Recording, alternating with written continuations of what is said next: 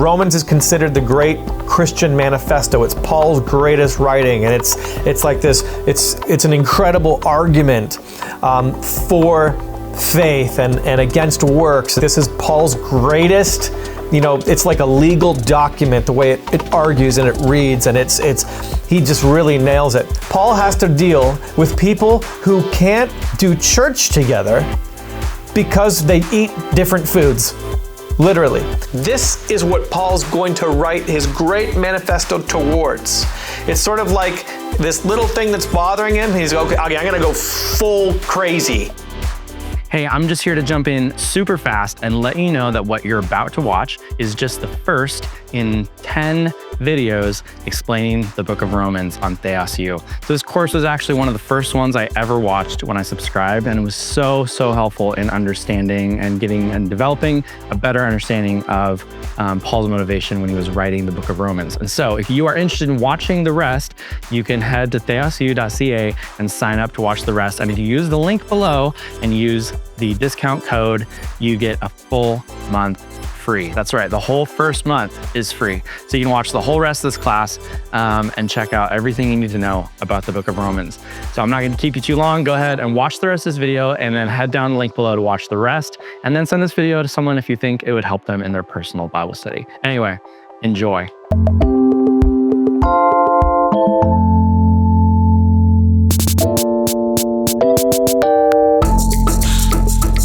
Hey, welcome to lesson 1 of Romans. I'm so pumped to teach this course, and I'm excited for you to learn.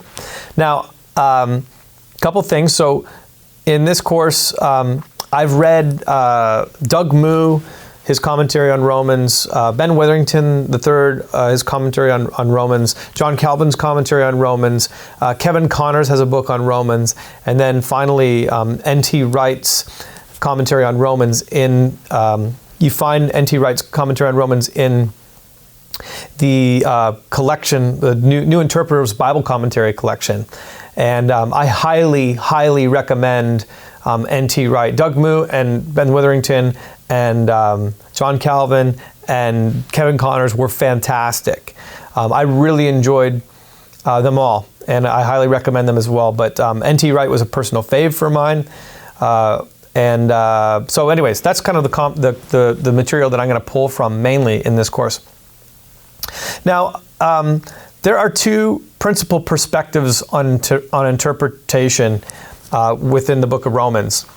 And there's a traditional sense, or these methods are both present when we're looking at the book of Romans. So firstly, there's like an individual reading of Romans, like you're reading it as an individual. For example, Martin Luther. Martin Luther read the book of Romans and it changed his life. He was, struggling with Catholicism and, the works-based mentality, and he was self-flagellating, and he was like, man, like I'm never going to be saved because I have all this stuff, this work stuff to do, and I am a sucky human being. So there's that traditional reading of Romans where, whoa, I'm justified by faith and it's not by works. Thank God. Like, that's great. And that's definitely present in this reading. But there's a secondary reading that I think is really important and to keep in mind, and that is like a corporate reading, if that makes sense, or more of a people reading, as N.T. Wright would say. What that simply means is that we look at the book of Romans as Paul writing to groups of people. And when you look at the theology in groups of people, it tends to bring out different perspectives, if that makes sense, important perspectives. So we need to hold both of these in tension. We're going to look at what it means for individuals and the impact of it, for example, justification through faith, but also we're going to look at the impact of what Paul's really saying in dealing with peoples. Now, on the people's topic, let's talk about the Roman Church and what was happening in Rome at the time, because this is sort of paramount. Understanding what was happening, like what's the occasion for the writing of this book? Well, before we get into the history of Rome and the temperature, the sociological temperature of Rome, let's first understand the occasion for the writing of this book. The occasion for the writing of this book we actually find in Romans 14. And, you'd think that maybe Paul's going to write this because, he's got this grandiose theological idea, and he's, okay, I'm going to write this. I'm going to write my treatise on Romans, or my treatise on faith, and because Romans is considered the great Christian manifesto. It's Paul's greatest writing, and it's like this. It's an incredible argument for faith and against works, and it's just wonderfully written. It's everybody in rhetorical analysis is like, this is Paul's greatest. It's like a legal document, the way it argues and it reads, and he just really nails it. I think that Paul writes this kind of from a 40,000 foot level, because he has to deal with actually a pastoral issue. That's the way I see it. Paul has to deal with people who can't do church together because they eat different foods, literally. And what's happening in Romans, this divide over the table, like people fellowshipping and eating food together, because, by the way, people used to have church this way. They'd have a potluck, and then they'd have communion, and then they'd have gifts, and they'd have some teaching. But church was really centered around a meal. So, and this is a microcosm of what's happening all over the Gentile church, that Jews and Greeks, or Jews and Romans, Jews and Gentiles, cannot have church together because they can't eat. This is what Paul's going to write his great manifesto towards. It's sort of like this little thing that's bothering him. He's okay, I'm going to go full crazy.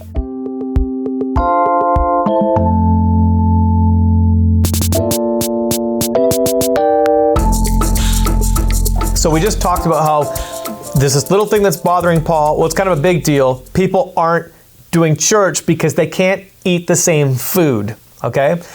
So this is the tiny little reason why Paul is going to write this huge polemic to the Romans.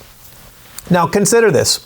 It makes total sense. Like when you get into an argument with somebody, you don't discuss peripherals. You go to first principles, right? Like, you never discuss, like, if somebody's like, oh, I don't believe in God. Well, then you don't start at like, well, like, peripheral things, like, you should read the Bible. Like, you start at like first principles. Well, how did we get here? Do you believe in cause and effect, right? You start at the very beginning.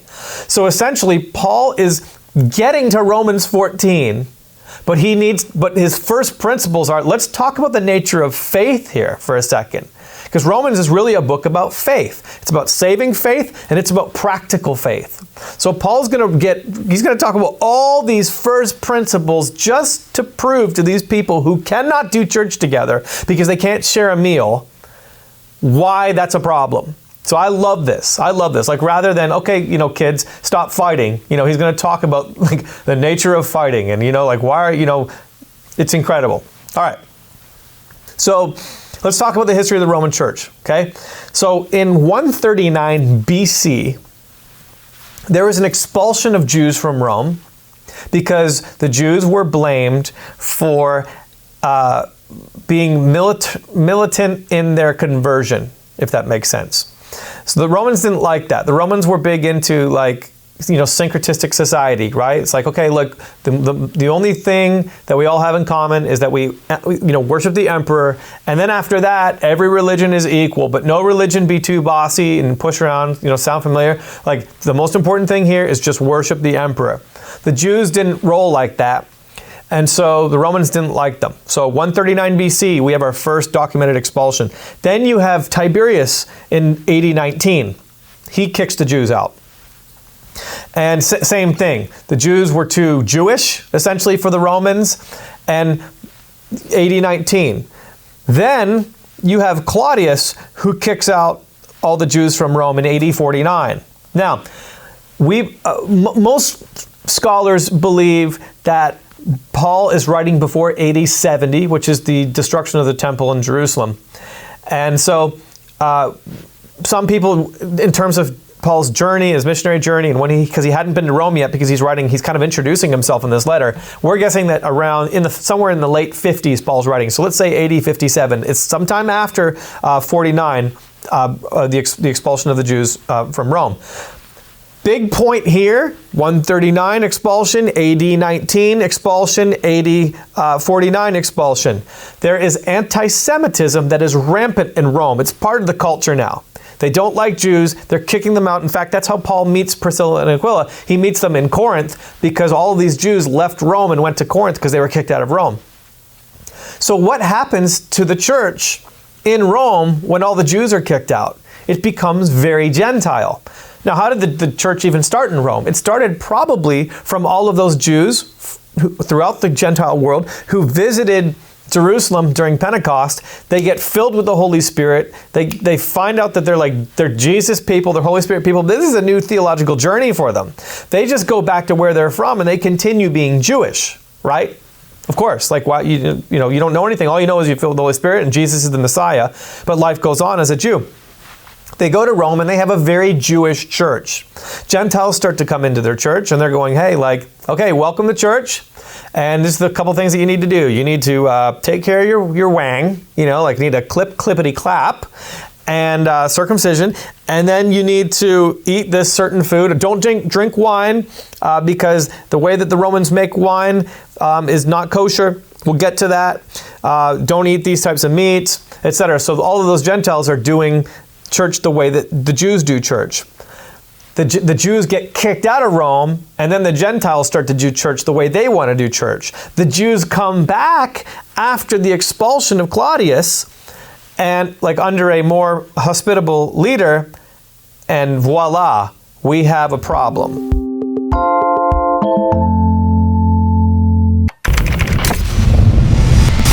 In a time where truth is under attack through distraction, disinformation, and the chaos of postmodern ideologies, it's vital for us as Christians to strengthen our faith through education. Theosu delivers a distilled Bible college experience for all Christians right in your pocket. Binge like Netflix or join cohorts for guided study. From full-time church staff to Christians in any vocation, Theosu fits your life and calling. Equip yourself, your church, and your ministry with courses on all aspects of the Christian faith, taught by leading scholars, ministers, theologians, and apologists. Come learn non-woke theology at Theosu.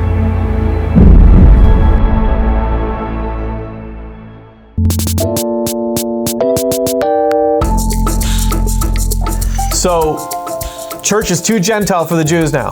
They come back and they're like, hey, you're drinking that wine, that's not kosher. Hey, you're eating that meat's not kosher. It's been probably offered to idols maybe. We don't even eat that kind of meat. So the church is divided. People can't eat together. They can't have church together. I mean, think of the Lord's table. The Lord's table has wine in it. The Jews in Rome don't drink Roman wine. So how can they even celebrate the table of the Lord? They can't. So this is a serious issue. So Paul has to begin to address the key tenets of the gospel. Now, this book is primarily written to Jews. Paul is addressing a Jewish audience because the Jews, ultimately, when you read Romans 14, the Jews are the problem. Once again, this is a microcosm. The Judaizers and the Jews were always the problem for Paul throughout his missionary journeys. He had to continually, come to them and go, hey, stop being so harsh against the Gentiles. So Paul's primarily writing to Jewish people. If we organized the book, it would go like this. Romans 1 through 8, okay, it's written to Jews and Gentiles, but really the Jews are reading it with the Gentiles listening over the Jews' shoulder, okay? And then Romans 9 through 11 is written to the Gentiles. He specifically addresses them in it. And he's trying to explain and course correct the anti-Semitism that's happening in Rome. So the Jews need to be checked, and then the Gentiles need to be checked. Their attitudes need to be checked towards the Jews. They need to understand, hey, the Jewish people, they're wonderful, and they have the scriptures, and they have this wonderful history, and you need to regard their journey of faith as important. Then he goes back to, so Romans 1 through 8, Jews, Romans 9 through 11, Gentiles, and then Romans 12 to 16 is going to be everybody. Romans 1 through 8 is kind of about justification through faith. Romans 9 through 11 is about Israel. And then Romans 12 to 16 is going to be practical Christian living for everybody, if that makes sense. Once again, written mainly to a Jewish audience with the Gentiles looking over their shoulder. Now, Paul addresses, the first thing that he's going to address, is the gospel. He's going to talk about what is the gospel. And we're going to get into Romans 1 in the next lesson. But first, let's just take a big overview here, okay? Paul's going to address the people issue. Remember we were talking about how there's a people reading and then there's like a personal reading. Paul's going to address the people issue by first addressing the individual issue, being that every person is justified through Jesus alone, Romans 1:16-17. So he's going to right away go, look, like this is how we're justified. The Jews believed that they were the covenant community, they were elected. So basically they were saved, the first part of their salvation, if you will, was saved just by the fact that they were Jewish. And then they would be saved at the end of their life if they had kept the law. But the main, like it was sort of a grace covenant if you actually think about it. They believed that, look, I'm saved because I'm Jewish. Like, thank God I'm not a Gentile. I'm saved because I was born into this family. It's sort of an ethnocentric religion. And the reason why I do the works of the law is because I'm Jewish and it's expected of me. But I'm really saved mainly because I'm Jewish. I have that, and I have this this awesome, wonderful thing, to be in community with other Jewish people and the saved people, and to be in relationship with God. And God's pleased with me, and He's going to bless me if I do all these good things. If that makes sense. Paul has to make very clear that justification doesn't happen because you're Jewish. It doesn't happen because of your last name. It doesn't happen because of the color of your skin. It happens because of faith in Jesus Christ. So that first principle, what the gospel is, Paul's going to lay it out. This is really important because we need to look, once again, remember what's happening here. These people thought that they were saved because they were elect. Paul's going to go, no, you're saved because of justification through faith. It's faith in Jesus Christ. That's the gospel. The gospel is nothing else except everybody who believes in Jesus. First principle here, and we're going to come back to this. Everybody who believes in Jesus is justified by faith.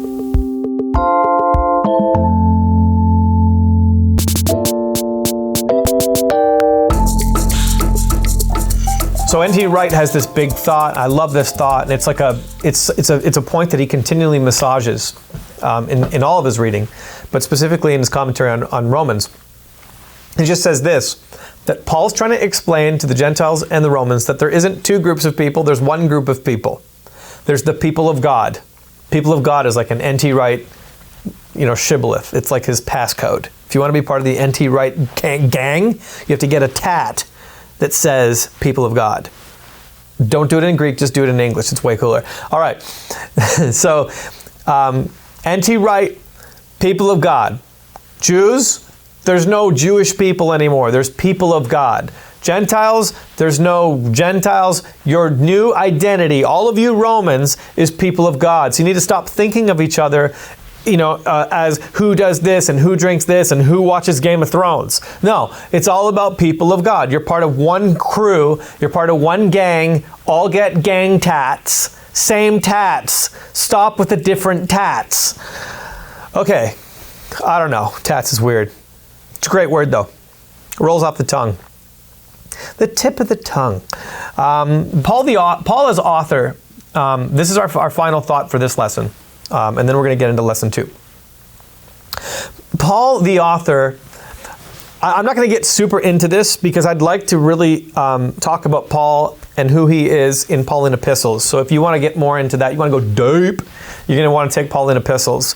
But Paul had never been to Rome. Okay, we know this because he just says it. Hey, and number 2, he's addressing this Roman audience, or he's introducing himself, and he's going, hi, I'm your daddy. So he's going, I'm the apostle. You've never met me before. So he kind of comes out like swinging, like with a bit of authority. Like it's not like a regular, like a letter that he'd send to the Corinthians or something like that. People who know him, he's labored with them and he's lived with them, etc. To the Romans, he's going, hi, I'm an apostle. I'm an apostle not because I wanted to be. I'm an apostle because Jesus made me an apostle. So you need to listen to what I have to say. By the way, I'm your boss. You've never met me, but this letter is authoritative. You don't have an option to agree with it or disagree with it. I am your oversight of the Lord. I'm an apostle of Jesus Christ, so take me seriously. The Their church was under his apostolic jurisdiction. Okay, like, hey, like, just because you're in Rome and haven't been there doesn't mean that, like, I'm not in charge. I get the big piece of chicken. Okay, I'm your boss, applesauce. He was an apostle, meaning that he'd received his credential directly from Jesus. The apostles were guys who, like, these are the guys who walked with Jesus. They talked with Jesus. They knew what was up. They'd witnessed things. Paul explains to them, yeah, like, so once again, I didn't climb up the corporate ladder. Like, I didn't, like, go and get like a bachelor's for this. Like, I got this from Christ himself. And so there's a bit of authority. And he says this in Romans 15:28. He says that his number one desire was to go to Rome. I love that. That Paul, he's wanting to, there's a relational thing for Paul. So even though he's coming at them and he's fixing stuff, he's showing them his heart. Like he wants to be there with them. And I love how Paul always mixes his theology with like a pastoral theology, if that makes sense. So he's going, look, I'm your boss, but I want to be there and I'm going to be there and I'm coming. And Paul obviously has a singular direction. Rome was obviously on his mind for a long time, and that's where he's headed.